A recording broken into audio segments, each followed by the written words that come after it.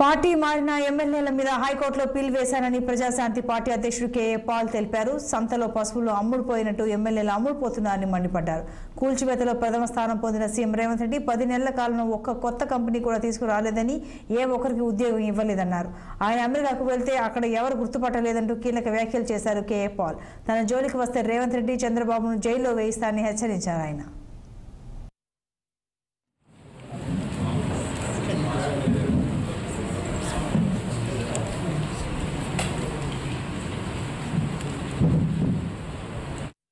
ఒకసారి బీఆర్ఎస్తో ఒక్కోసారి కాంగ్రెస్తో మద్దతు పెట్టుకొని సంపూర్ణంగా సర్వనాశనం అయ్యారు.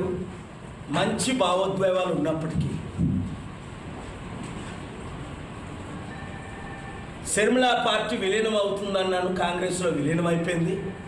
ప్రొఫెసర్ కోదండరామ్ తన ఉనికిని పోగొట్టుకొని ఒక చిన్న పదవి కొరకు ఏ సావు అమ్ముడుపోయినట్లు ఆయన అవినీతి పార్టీతో చేరనని నాతో చెప్పి ఇదే ఆఫీసులో ఇప్పుడు మరలా 54 సంవత్సరాలు ప్రధాన అవినీతి పార్టీ అయిన ఈ దేశంలో కాంగ్రెస్ పార్టీలో ఆయన చేరిపోయారు. తెలుగుదేశం పార్టీ సంపూర్ణంగా తెలంగాణలో భూస్థాపితం అయిపోయింది. 54 సంవత్సరాలు కాంగ్రెస్ పాలన చూసాం, 15 సంవత్సరాలు బీజేపీ పాలన చూసాం, 10 సంవత్సరాలు కుటుంబ కేసీఆర్ పాలన చూసాం, దాదాపు 10 నెలలు రేవంత్ రెడ్డి పాలన కూడా చూసాం. కూలగొట్టడంలో ఆయన ప్రధాన స్థానం,